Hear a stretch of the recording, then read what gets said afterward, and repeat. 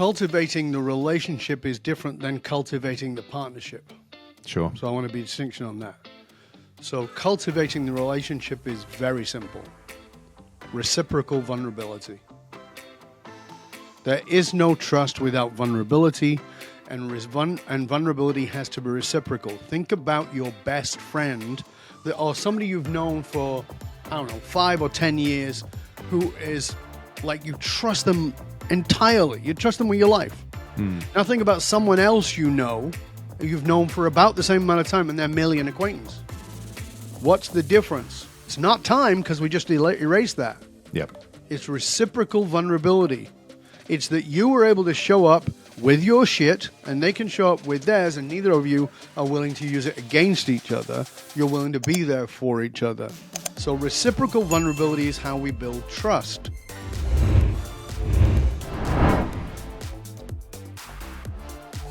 I want you to do one thing for me.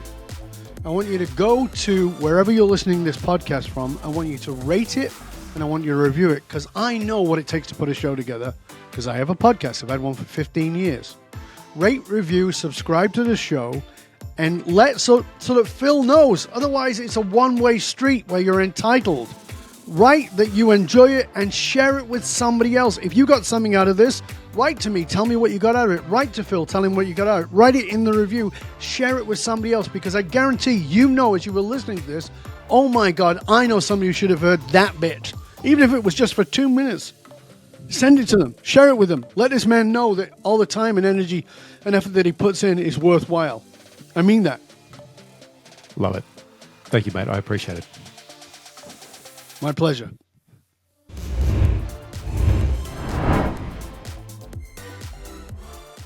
Folks, we're here talking to Dov this morning, and this is a gentleman who you'll see in the introduction has had quite a career. He's been influencing and sharing his knowledge with audiences for a great amount of time.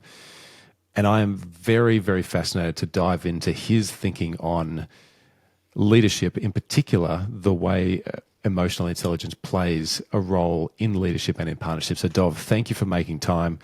It's great to see you. It's my pleasure, Phil. It's always a pleasure and honor. I'm looking forward to being of service in whatever way I can. I appreciate it. Well, look, let's get the fundamentals down. Let's introduce you. What mission are you on, and what has brought you to that mission? There are levels to that question. So the first level of that question is the broad spectrum, which is I'm here to impact the lives of those people whose names I will never know and who will never know my name.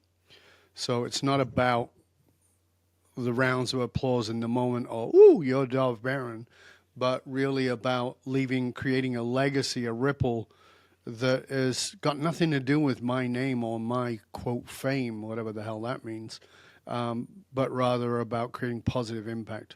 So that's at the first level of it. At the second level of it is, as you know, my work privately is mentoring and guiding high-profile individuals who are athletes, entertainers, politicians, high-level CEOs, those kinds of people.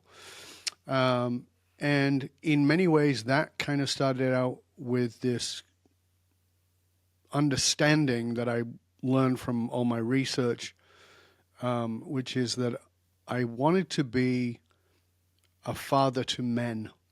I realized how desperate men were for a father.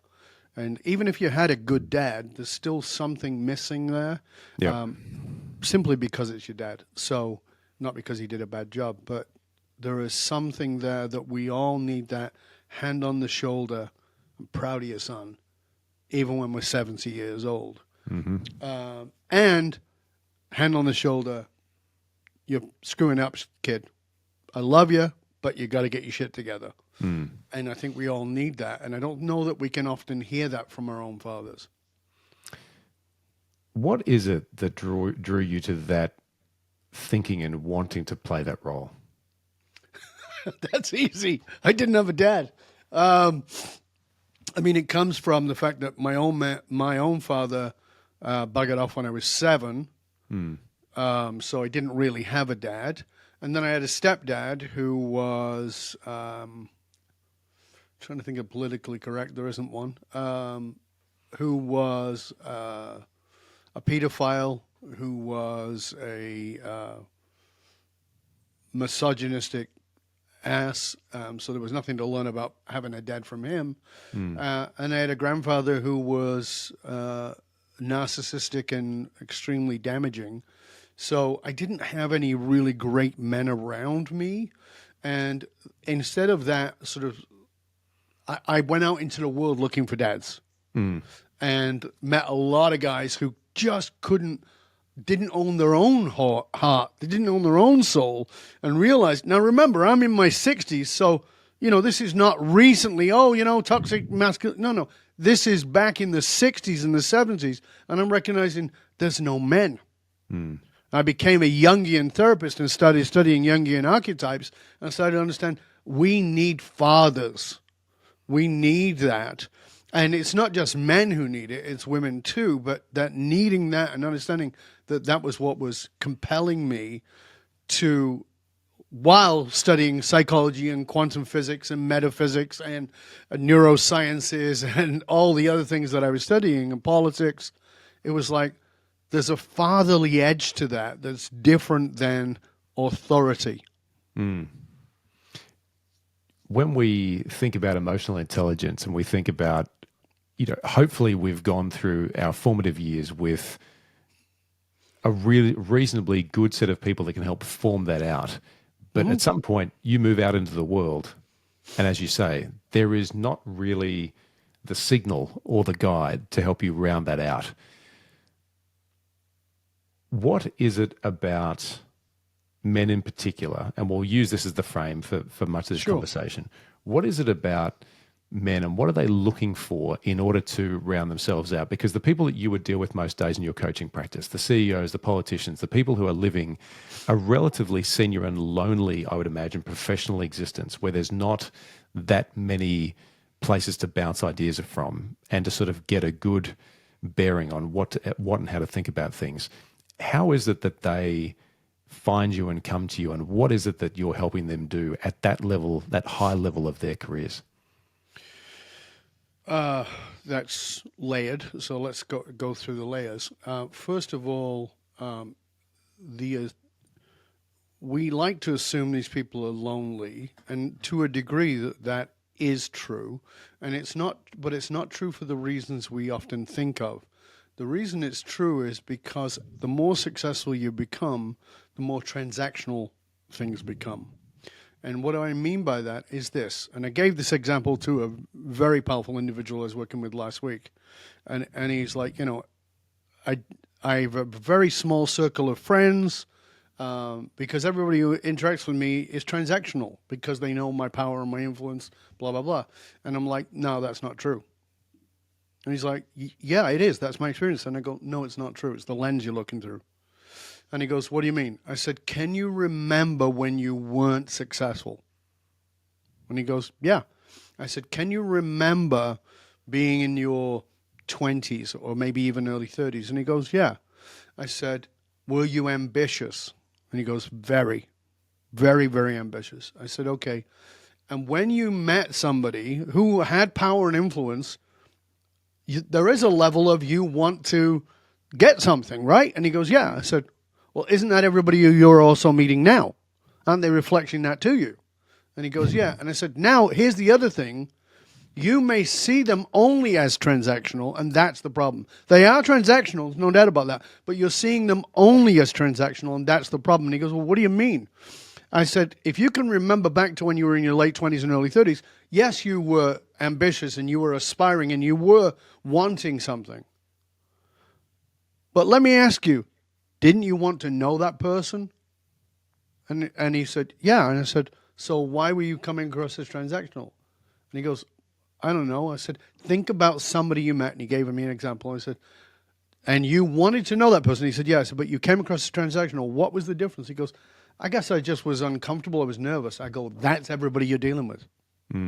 Everybody who fronts up to you enters the room feeling intimidated by your success. And then they come across as transactional out of their nervousness. I said, and I got a great example of it last week that a friend of mine said, I met this other person right? And they said, you totally intimidated the shit out of them, Dov. And I said, really? And they go, yeah, for 20 minutes. Because I was talking to other people and they were standing by. And then this person interacted with me and my friend said, and then they totally changed their mind. Because they were listening to me talk to this group of people and I was giving guidance and it was knowledgeable and it was insightful and it was intimidating and my personality, my prowess. But when they spoke to me, instead of me going, oh, let me guide you, I just went, hey, how are you? Where are you from? What's going on? And they said, they suddenly realized I was very human. So I understood, and this is what I've always understood, is that everybody is nervous when they meet somebody who appears to be on a different level than them. And instead, if we're on the upper level, we have a responsibility to reach down and be human. That is emotional intelligence in action. That's emotional maturity, not emotional intelligence. Emotional intelligence is crap you read in a book. Emotional maturity is putting that in action, reaching down and saying, hey, how you doing? What's going on? That's a wicked tie you got on. Or what a great haircut. Or funky shoes, dude. Or where are you from? You've got a weird accent. A conversational piece that's not, well, look at me. I'm the bee's knees and you should pay attention to me. That's the distinction. When you think about all of the people you've influenced in your career and the way you've forged partnerships with them, whether it be one-on-one, one-to-many, that starting point you've just described, connection, a level of trust, a level of exchange, fundamental human things that need to happen. What is your next step after that? If you've met someone for the first time and you've thought, actually, there is potential here for a really fantastic relationship, what are the next steps or the playbook you use to try and cultivate that relationship? Well, cultivating the relationship is different than cultivating the partnership. Sure. So I want to be a distinction on that. So cultivating the relationship is very simple. Reciprocal vulnerability. There is no trust without vulnerability, and vulnerability has to be reciprocal. Think about your best friend or somebody you've known for, 5 or 10 years who is like you trust them entirely. You trust them with your life. Now think about someone else you've known for about the same amount of time and they're merely an acquaintance. What's the difference? It's not time because we just erased that. Yep. It's reciprocal vulnerability. It's that you were able to show up with your shit and they can show up with theirs and neither of you are willing to use it against each other. You're willing to be there for each other. So reciprocal vulnerability is how we build trust. Then if I see in that okay, I feel this bond of trust. I'm not jumping into a partnership with anybody until I have that. Once I have that, then it's like, okay, so here's what you do. And here's what I do. Now, remember, I'm seeing the potential, and I say, how do you think we should work together? What do you think we can do together? Not, here's my idea. What do you see? Because I want to put that on them, and I'll tell you why. May I tell you a little story about this? Please, let's have it. I was in Vegas like 15, 20 years ago, and, I've spoken all over the world and have done for 40 years. And this lady I got to meet said, I want to be a speaker. Will you help me? And I said, sure. To a degree, we'll find out. But let's start out. She goes, okay. I said, here's the email address to talk to my person who does my coordinating, and I'll give you 30 minutes and we'll start with that. And she said, okay, great. So she books it, and later on, we're on I think it was Skype in the day, on a Skype call. And I said, so she goes, yeah, I really want to be a speaker. I said, that's great. She goes, what's your best advice? I said, oh, okay. Shower. It's a very good idea to shower. So she starts to laugh, right? She thinks I'm cracking a joke. And she goes, oh, okay, funny. What else do you recommend? I said, definitely wear deodorant. Gets very hot on stage. Now she's getting huffy. She goes, no, I'm trying to be serious here, Dov. Will you help me? And I said, I told you I would help you. She goes, well, why are you giving me these answers? I go, because you haven't asked me anything yet. It's not my job to tell you what you need. You have to show up. If you're going to value my input, you better value your questions. Yeah. Otherwise, you're taking me for granted, and I'm not here to serve up to you what you think you should get. That's entitlement. Come back when you're not entitled. Right? She was pissed off, understandably, because I was very direct. Mm-hmm. I saw her at an event in LA about 2 years later, and I just sort of saw her at the corner of my eye, and she came over to me with her friend, and she goes, "This guy changed my life." I didn't even know who she was. I didn't recognize her. And I said, "What?" And she goes, "Yeah." And then she went through the story, and she goes, "I changed the way I approach everybody and everything from that point on, that I will not show up entitled. If you show up into a partnership conversation entitled, you're dead in the water." Mm-hmm. Like, I'm not going to tell you what you need to know. I want to find out what it is you're offering. Do you have any value? Because if you don't, then you're acting in an entitled, transactional manner, and I have no interest in having those kinds of relationships, let alone partnerships. Yeah. When you have found the best partnership that you can think of, the one that is in your mind the exemplar, and we break that down, was that a long-term partnership or was that a shorter-term partnership? And the reason I ask is that there is a view generally that when you pair two words, strategic and partnership, people think it has to last forever. And that's obviously not true. When you think about the best ones you've been part of, long or short? I've had very good short ones, but that was the intention going in on both sides. Exactly, right. So when we think about this, people will say to us, when we're coaching, I should say, they will say to us, we have a very strong understanding of what the partnership is. And I said, prove it. So we've had many conversations. Okay. Is it on paper somewhere? That intention? No. We have a memorandum of understanding. Okay. What we try to find in people is an ability for them to put on paper why this makes sense. Why does a partnership make sense so we're not taking each other's time for granted? And it's a very simple document. We're not going to go into it now. But the thing is, I'm curious about when somebody comes to you and says, I would like to do business with you. You've gone through the trust steps. You've got a level of comfort. That exchange of vulnerability has been happening. You feel as though that's there. How quickly does a material win have to present itself in order for you to go, my hunch has been confirmed. This is something that we should continue building out. Is there a mental model you've got for that, or is there something that you sort of wait to see it play out? No.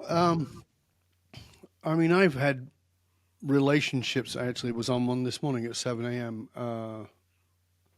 With somebody I met 9 years ago. I had met him like this over, online. 9 years ago, 2 weeks later, he was sending me a note that he was in Vegas. He lives in Europe. And I said, I'm off for the next couple of days. I'm going to fly to Vegas, come meet you. So I flew to Vegas and actually met him and another guy I knew this way. Both of those guys I've had, I call them very close friends. Both of them I have the intention of partnership. They have a very strong intention of partnership. I have no problem with the fact that it's not happened yet. None at all. Because the friendship is the priority, and I serve them in helping them, and they serve me in helping me with thinking about how to approach my business more. So the business is not the priority. The relationship is always the priority. And I tell this to leaders all the time. Correct. The relationship is the priority. The partnership will come from that. It might not be today, might not be 10 years from now. But that level of trust will be so foundational that if I turn to my friend and say, hey, Tone, this is what I'm doing. Can you jump on a plane? Tony will jump on a plane. 100%. And vice versa. Yep. Right? So for me, it doesn't have a timeline. I know that for a lot of people who are they're more sort of bottom line thinking than I am around that. I'm definitely top line relationship thinking that builds business. And so as a result, I've got a beautiful endorsement as an example from Jay Abraham, who you probably know from who's like a marketing guru, and I've got it was a 17-minute endorsement from him that I had to cut down, right? Where he says, "I don't do endorsements. Certainly not for people who can guide you the way that Dov can, because in some ways we're kind of a crossover, and he's kind of my competition." And he gives me this beautiful endorsement. That's relationship. Yeah, 100%. I want to talk more about the emotional source code and the way that you've developed that over time. Our research sort of also showed up prior to that, an accident that you had free climbing. And I just want to touch on that for a minute, because when I read it on paper, I had a similar, not a similar, but not too far away an experience like that, which frightened me to the core. And I'm wondering, and just for people who don't know this story, and perhaps you can build this out if I've got this incorrect, 1990, free climbing, fell, broke a lot of your body, recovered, obviously, and have moved through life. Tell me about what that moment was, what it meant for you in terms of reframing your view on life, and why did that lead you down the path you're at now? And I hope there's a connection point between that event and the emotional source code work that you've drafted and brought to the world. If I've got that wrong, let me know. But it felt to me like there is a thread between those 2 points. Absolutely. So you had a near-death experience, is that correct? Correct. Right. So one of the things about a near-death experience, as you said, I was free climbing in British Columbia, Canada, and fell approximately 120 feet, maximum velocity, and landed mostly on my face. So I've had 12 reconstructive surgeries. And obviously they were able to put my face back together. But the event is never the event. And this is what I try and tell everybody. And you'll definitely get this, Phil, because you've been through it. After I fell, when people would say to me, "How you doing?" I've got my jaw wired closed, okay? I've fallen in June, and in November, like a lunatic, I'm bungee jumping 140 feet. Because in my language, I'm abyssal meshuggah, which means I'm a little crazy. I was a full-blown adrenaline junkie. And people say, now they say, "Oh, that event must have changed your life." And I'm like, "No, it didn't." And they go, "Really?" I'm like, "No, it made me worse." And they go, "What do you mean?" It embedded me in my ego. When people would say to me, "How you doing?" I would say through the wires, "I'm great. I'm coming back." Because I bought this bullshit idea from my childhood that resilience was what mattered most. Resilience is stupid. Dumb resilience is what I call it. Get knocked down 8 times, get up 9. Then you're an idiot. Get knocked down once, stay on your ass and work out why you're there so you don't have to go down 2, 3, 4, 9 times, which was my case. I fell 4 times.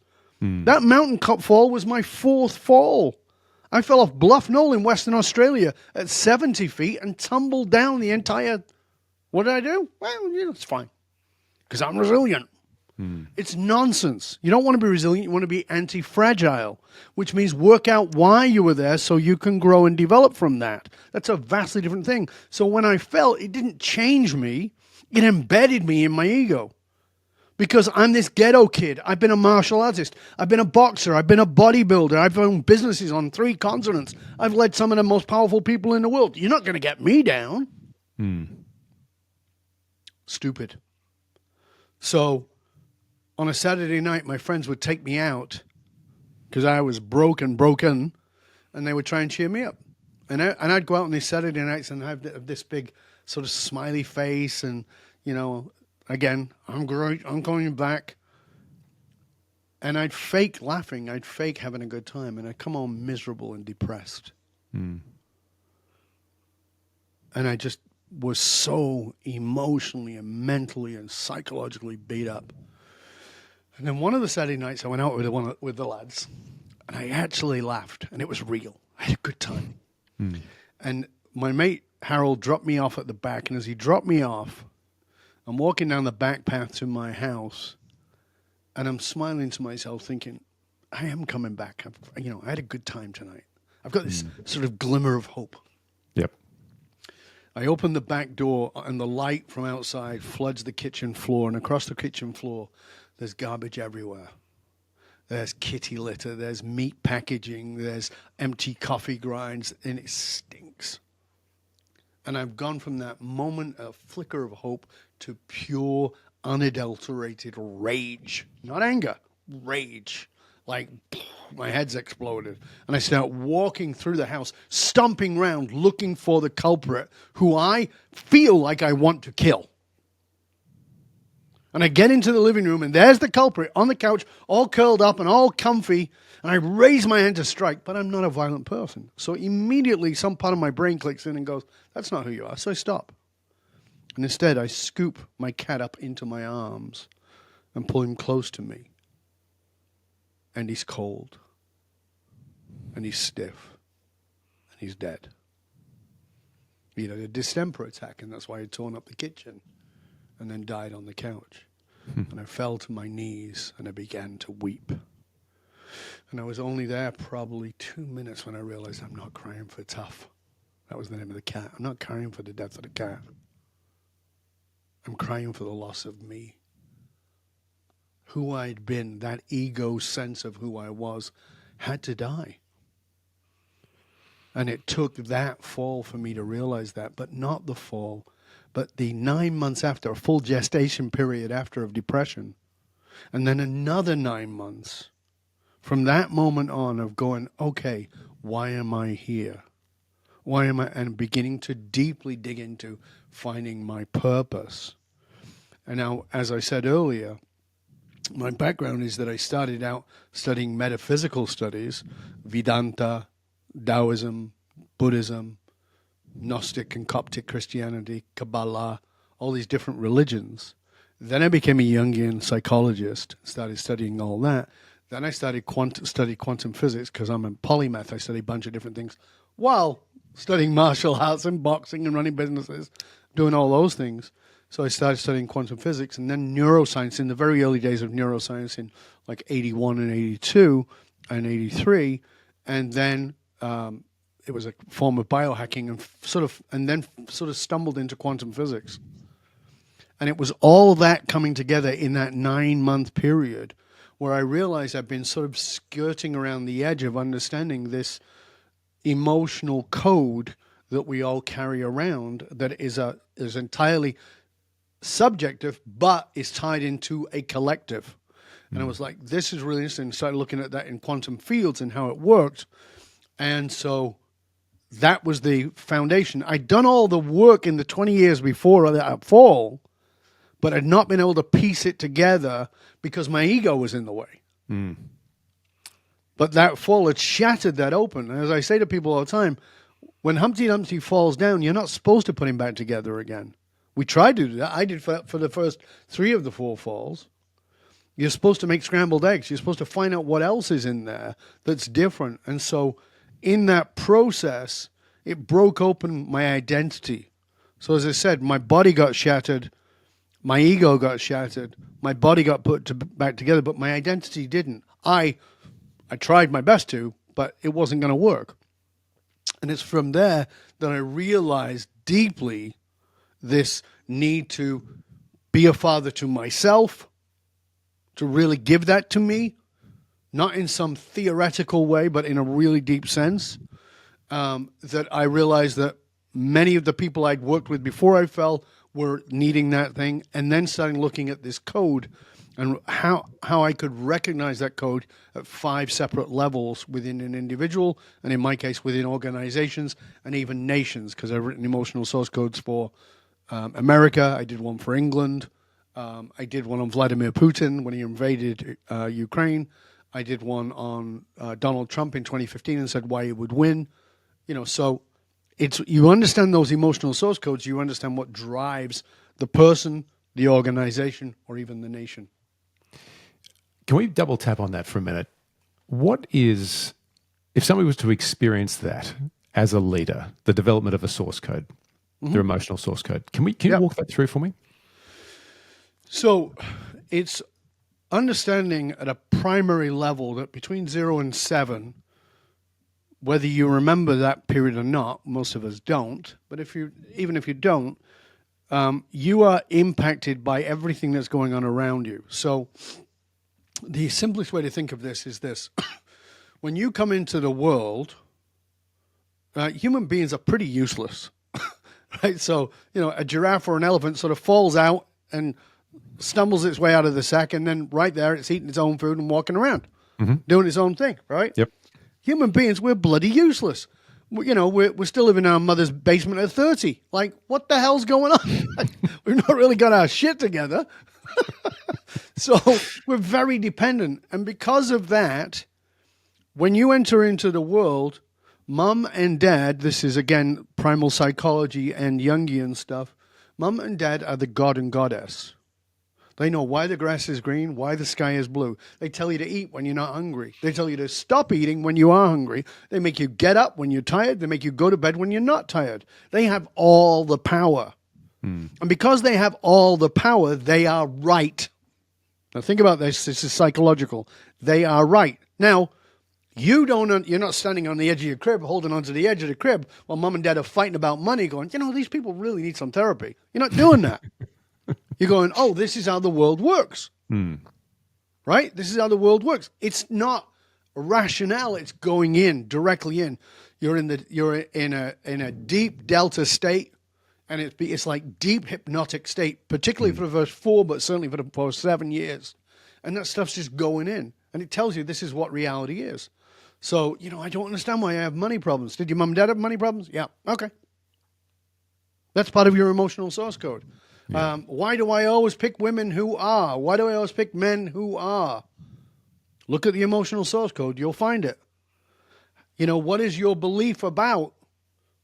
So here's the thing. I'll walk you through the code. Is that okay? Do it. Right. So somebody comes, let's say you come to me and you say, Dov, I really want to change this behavior. So shitty behavior, it's impacting my parenting, it's impacting my romantic relationship with my partner, and it's also shows up in other areas. I go, okay. So I said, well, go talk to this person over here. They're a behavioralist. And you come back a year later, you go, I did all the work with them, and it did change the behavior, but not really. And I go, well, have you looked at the beliefs and the values that establish that behavior? No, we never did that. Oh, okay. So go look at this person. This person will help you with the beliefs and the values. We'll do some values elicitation. That's deeper work, right? Yeah, okay, yeah. So I've worked out my values, Dov, and it's really good, and he still didn't behave. Yep. I don't understand. Why am I doing that? I know it's against my values. It's not even in line with my beliefs. Well, what's your identity? Well, I'm a CEO. I'm a business person. I'm a PhD. I'm a something. I'm a Christian. I'm a Jew. I am. That's identity. Is it yours? What do you mean? Is it mine? Well, what's your religion, Phil? And you go, well, I'm Christian. I'm not saying that you are. I'm making it up, right? Yep. I'm Christian. And my question is, why? Well, I go to church on Sunday. Well, if I park my Ferrari I park my Ford in a Ferrari garage on a Sunday, does that make my car a Ferrari? No. Well, if you park your ass in the church on Sunday, does that make you a Christian? No. Well, why are you a Christian? Well, I believe in John 3:16. Okay, cool. Why? Well, I was brought up in a Christian faith, and my mom and dad are Christian. Oh, so it's not yours. I'm not trying to talk you out of your faith, but I'm trying to find out if it's yours. What do you mean? Oh, so we've never questioned the identity. That identity has got many levels to it, and it's also got a disenfranchised section to it. So the disenfranchised part is the part that was not allowed if you were to be in this tribe called your family or your greater family or your community of Christians or Jews or Muslims or Hindus or Sikhs or whatever it might be. You can't be that. You can't be gay and be a Muslim, so I'll repress my gay. Right? So you can't. So there's all kinds of mechanisms around building this identity and disenfranchising parts of ourselves. The problem is your identity is not all positive. It's in order to fit in, because human beings need to belong, and we trade belonging for fitting in. So how we fit in is the problem, because we disenfranchise things to fit in. So I'll take out my earrings, and I'll shave my beard, and I won't do this, or I won't wear a dress even though I've got testicles, even though I want to wear a dress, because it doesn't fit in with this company. So we start fitting in, and we start repressing ourselves. Well, why did we do that? Because we gave life meaning based on the original environment we were in, which is where we got our emotional source code. Once we understand that, it's like, oh, okay, it becomes clear. So that's why I can do it for a nation.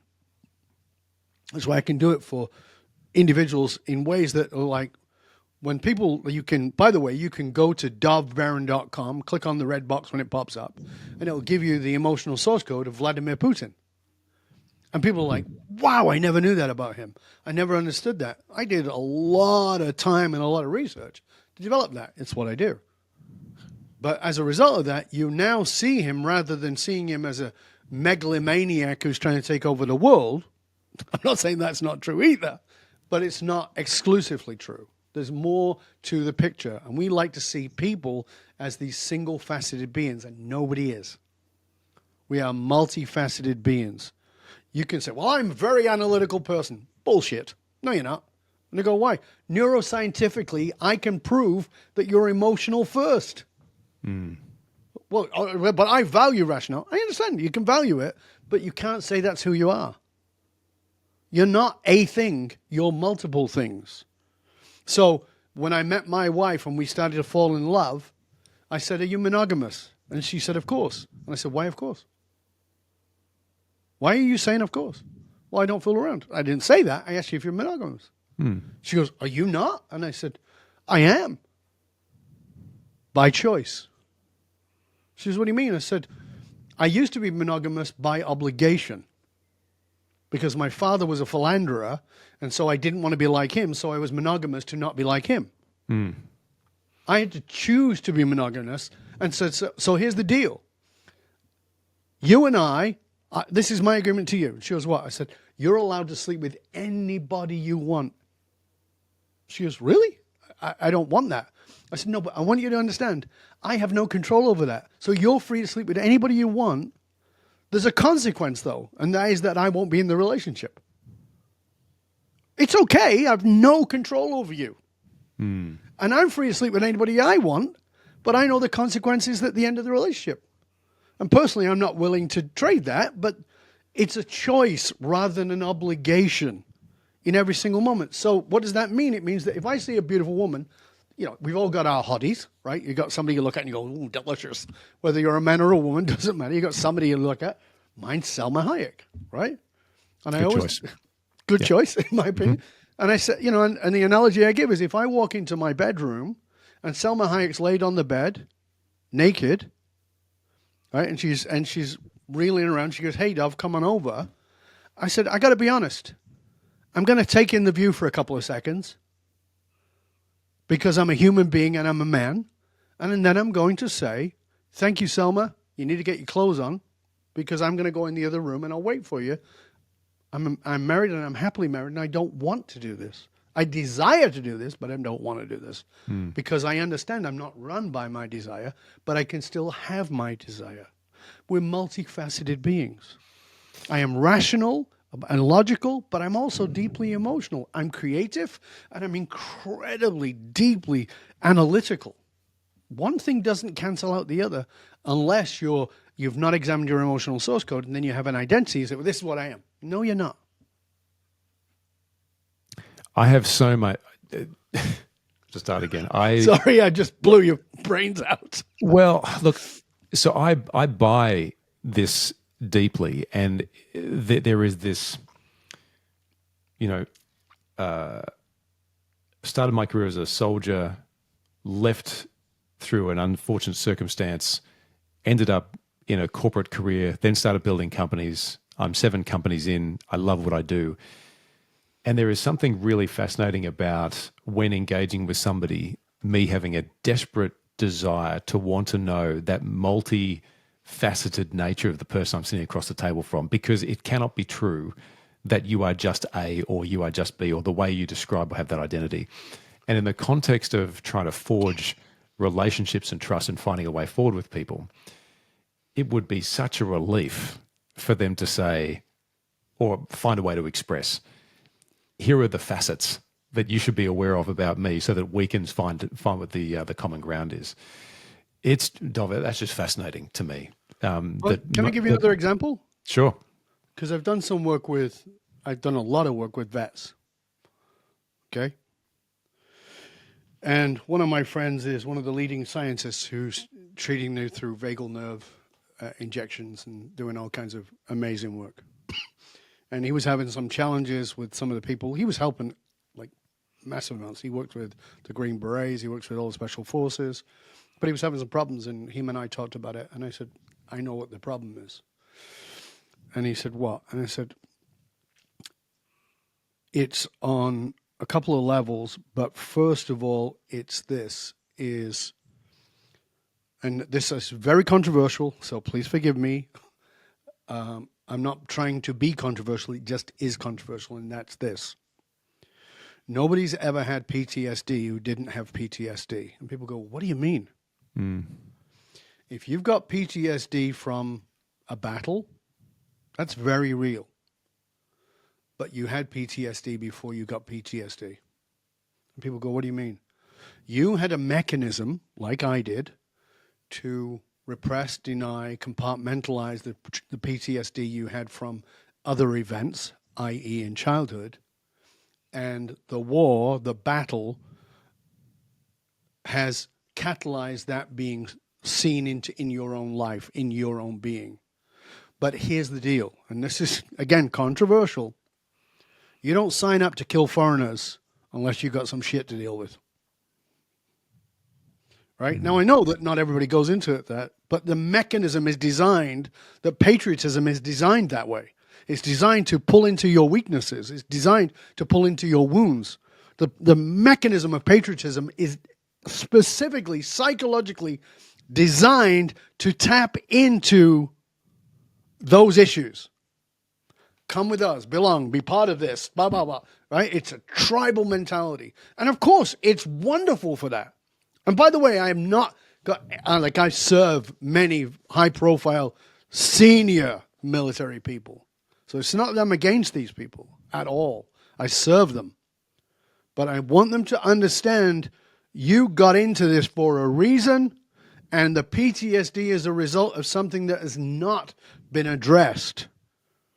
When you address that, so my friend who treats these guys, I said, the problem is you're treating the PTSD for the event rather than treating root cause. If you don't go to root cause, it will just find a new way out. It will find a new way to surface. And I know that's controversial, and I know that's edgy, and I'm not trying to do it to be provocative. I'm trying to do it because here's the deal. As you walk down the street, you as in me, as in all of us, there are people we will judge. We see the guy with the needle in his arm, or we see the person who looks like the hooker or whatever it is. But here's what I want you to know. Everybody you meet is in pain.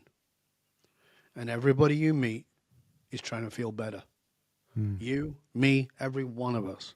We're all trying to feel better. Some of us do it by sticking a needle in our arm and saying, I sat in the back alley with some homeless people and watched them as they shut up and talked to them. I said, this shit will kill you, right? And this guy said to me, I'm not a fucking idiot.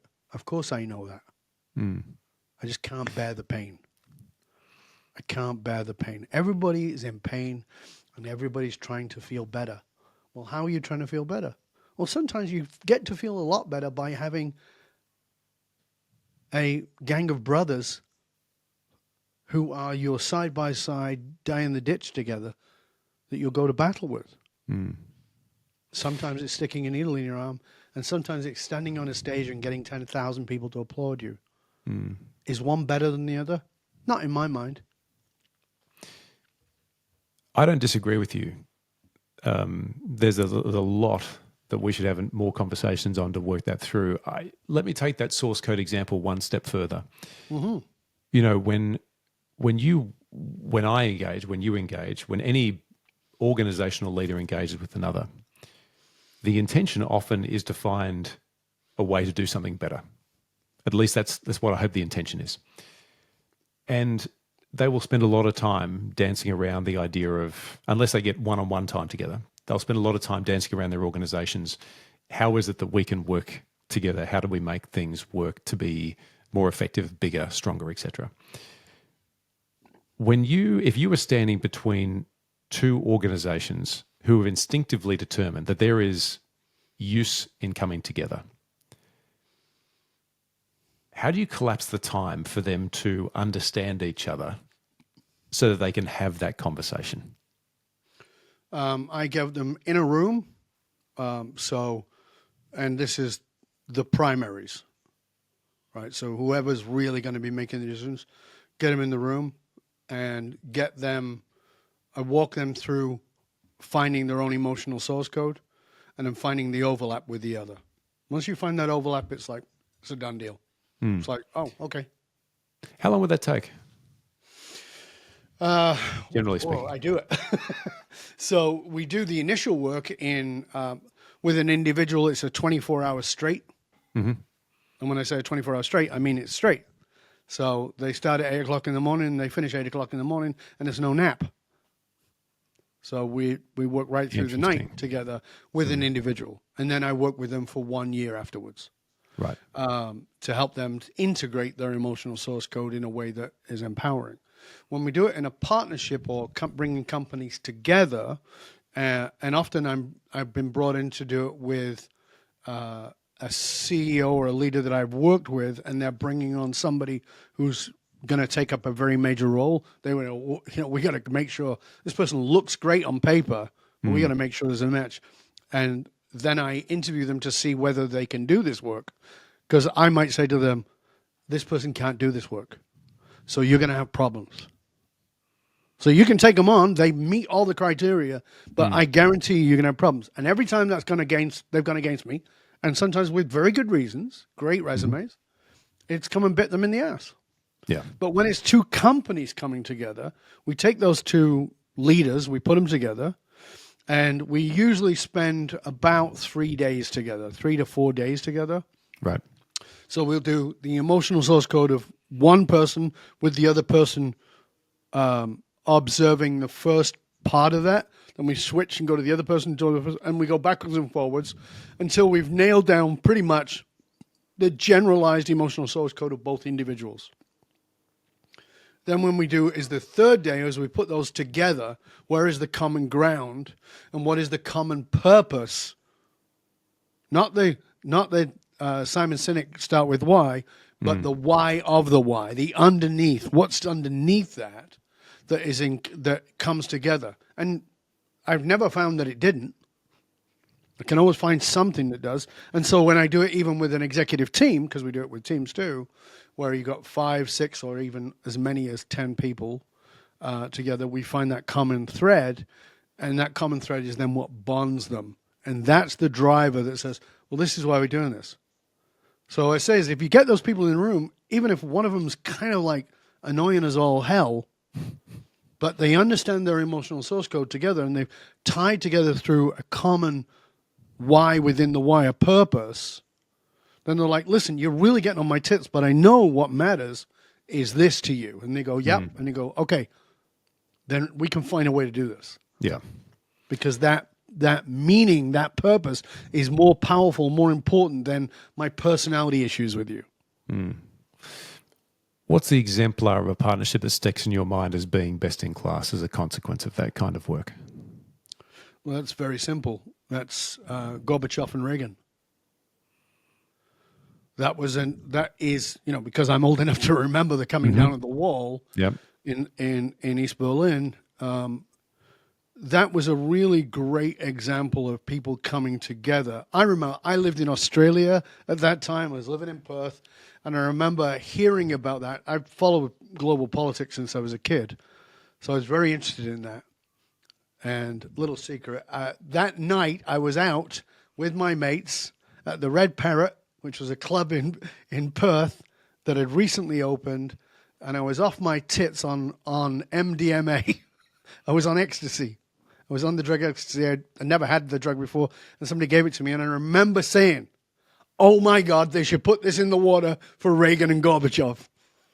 Because I'm a researcher, I understand that drug was designed in the early part of like 1906 or something like that, the original drug, and it was designed as a truth serum for military use. And the original name for it, when they discovered what it does, is the original name was empathy. It brings up empathy. It's not ecstasy. It's not about shagging all night or partying like a lunatic. It was actually about building deep empathy with another person. Yeah. And you suddenly had deep empathy. And the interesting thing is this, that when it comes to partnerships, there's a lie you've been told. And this is really appropriate for your show. There's a lie you've been told. It's the same lie you were told about partnerships at a romantic level. That if you're going to make this relationship work, you will have to compromise. Lie, lie, lie. I want you to do something for me. I want you to go to, you can use an online dictionary, but go to a dictionary and look up the word compromise. It means to weaken. If you get a message over the radio and it says, "Oh, XYZ bridge, as there's a turn off and you can't go on the bridge, it's been compromised," you go, "Well, that's good then, right?" No. You go, "Oh, I'm not going across the bridge, I might end up in the ocean." Right? So this is the thing. Compromise means to weaken. We don't want to compromise. We want to cooperate based on understanding the emotional source code of the other. How can I work with you? How can I co-promise rather than compromise? I don't want to weaken this. I don't compromise in my relationship with my wife. She doesn't compromise with me. I don't want that. I want to find a way for us to work together to make something stronger, to build up greater bond. And that is in many ways what happened with Gorbachev and Reagan. It wasn't a compromise. Neither of those guys were very good at compromising, and that was a good thing. They were looking at how can we come together. And that created the Minsk Agreement, which has caused the problems. The breaking of the Minsk Agreement is causing the problems that we have in the Ukraine today. And if you don't know what that means, go look it up, do the research. It's worth it, because they've compromised the Minsk Agreement, and that's why you've got the problems you've got in the East right now.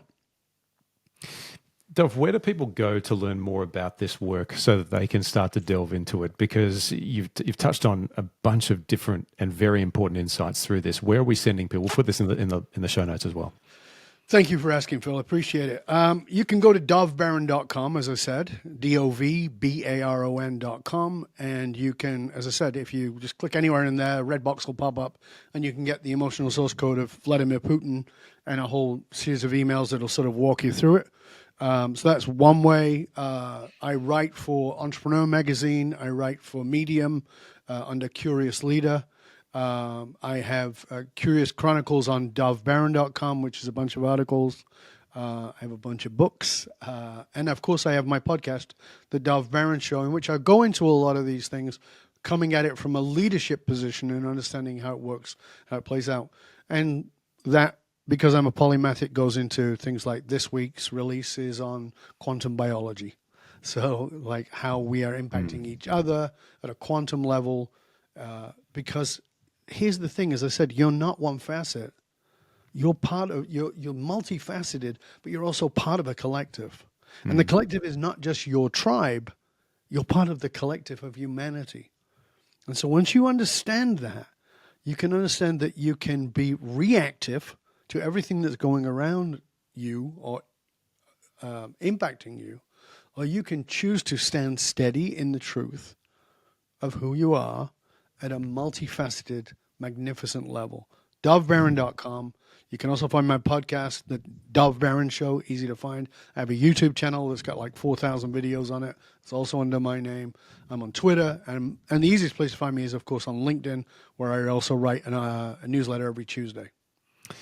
We're going to link to all of these things. Thank you for sharing that. And I think there is a lot to dive into. I'd like to have a follow-up conversation with you if that's okay with you. Absolutely. What are leaders today missing about the potent potential of partnering together? I think that what they're missing is there's a lot in there. So I think they're missing the understanding that we come together for healing and growth. So yes, there is economics, of course. But if I stop and go, hold on a second, I'm with this person because there's something here for me that has got nothing to do with money, then what is it? Because now I want to do business with you because there's all kinds of great things that are going to happen as a result. So yeah, I want to do that. I want to find a way to come together. And what that requires is, again, reciprocal vulnerability. And I think most people are missing that when they look at a partnership. They don't think about, how can I really show up? And by the way, lead the way. What I mean by that is, don't wait for them to be vulnerable so you can be vulnerable. Lead the way. Because if you, let me be clear, vulnerability is not pissing, moaning, whining, and complaining. That's pissing, moaning, whining, and complaining. Vulnerability is not that, right? If you think vulnerability is, no, that's not vulnerability. That's just whining. Vulnerability is sharing what you struggled with, and how you have dealt with that, sharing what you are struggling with, how you're dealing with it, and sharing what you're struggling with that you don't know how to deal with, but you're looking for answers in. That's real vulnerability, right? Sharing that builds the trust that the other person goes, I trust this bloke, this person, I really want to do something with them. Because then they're jumping on a call with you because they want to have a conversation with you. And the business is a natural evolution of that. That is a great answer. I hope everyone takes that to heart. Lau, I've got 5 rapid-fire questions I'd like to close out with. Please. And I do feel as though this is going to be the first of a few conversations. So, first question, Dov, complete this sentence. Partnership is? Relationship. What content are you loving at the moment? Oh, content. I love independent journalism. So that's really where I go. When people ask me, how do you know so much about world politics? It's because I listen to so many. I listen to Al Jazeera, BBC, Fox News, CNN, things that contradict each other on purpose. And then I have several independent journalists that I follow. And I just love people who can think outside of the box or think outside of the constraints of what is popular. I love that stuff. It feeds me. I love that. What's the worst piece of advice you received and why? Oh, that's easy. Get a job with a pension, lad. My first major relationship, her dad, I said, I'm thinking about starting a business. I was 16. And he goes, what you bloody talking about? Get yourself a decent job with a pension. Right? You got to take care of your family. And I was like, oh, yeah, you're right. And I just felt completely depleted. And then about 2 days later, I'm in the shower. And I thought, his name was Jack. And I thought, do I want Jack's life? Jack was drinking his home-brewed beer, watching the telly in his council house. And I'm like, I don't want that fucking life. So why would I take his advice? Again, I needed a dad, and I went to that dad, and it was a shit advice, and I realized that's not who I am. I get it. Now, tell me, when you see potential for a new partnership, how do you turn that potential into action? What's the first thing you do? As I said before, I asked that person, what do you see? What is it that you see? How can we come together in a way that will add value, not just to you, not just to me, but to another? It's got to meet that. So I want to know, what is the budget of time? How long will it take? What is the budget financially? What is the budget of Dov time? Because that's the most valuable one for me. Yep. So I've got those 3 budgets. And then the fourth one is, how will this benefit the other? Not you, not me. So how are we going to make the world just a little bit better with this? Not by selling them the new shiny object. How will it make the world a little bit better? If we can meet those 4 budgets, we got a relationship. We got a I love partnership. it. Final one. What's one thing you're deeply grateful for right now? Oh, that's easy. My grandkids. I have 6 grandkids. The youngest are 2 and 4, and they are with us every other weekend. And they, I was talking to my wife last night, and I said they are oxytocin manufacturing machines. They create the neurochemistry of love and bonding with them, where the things they're doing, and we were saying last night, is they probably won't even remember fake reading. Like one of them sits in bed and she fake reads her book. She's full, and she wants to read a story before she goes to sleep, and she fake reads. She can't read. She fake reads, and it's like, oh my God, that's so beautiful. It is. I'm gonna miss that when that's gone. Oh, look, we have 2 daughters. At the moment, they're 9 and 12, and we snapped a video of the eldest one fake reading to the youngest one when they were very, very young, and it is to date one of my favorite videos of all time. Oh yeah, It's just spectacular. Yeah, I am the Grinch whose heart is swelling. It's just like, oh my God, this is so beautiful. So that's So good. definitely what I'm most grateful for. And if I may say another, it's that I was somehow smart enough to ask my wife to marry me. I don't know how it was, because I sure did in the early days did things to push her away, but the best decision I ever made was asking her to marry me, and the greatest gift is she said yes. She's the greatest thing that ever happened to me. She's an amazing human being. We've been together like 28 years, and she's just magnificent. She makes me, I mean, there's that bullshit thing. You make me a better man, but that's part of our agreement, that we call each other out to be the better human being. Not to be who I think she should be, or for me to be who she thinks I should be, but to be the better person that we want to be. That's the greatest gift. We also share that in common. Dov, it has been spectacular talking to you. Thank you so much for the time, and I'm looking forward to the next one. Thank you, sir. It's been a pleasure and an honor. I really do appreciate you taking the time, and thank you for having me on. And if there's anybody I can be of service to, please feel free to reach out. You can actually reach out through all the places I said, but you can also write to me directly, Dov at dovbaron.com. I know it's insane, but I do it.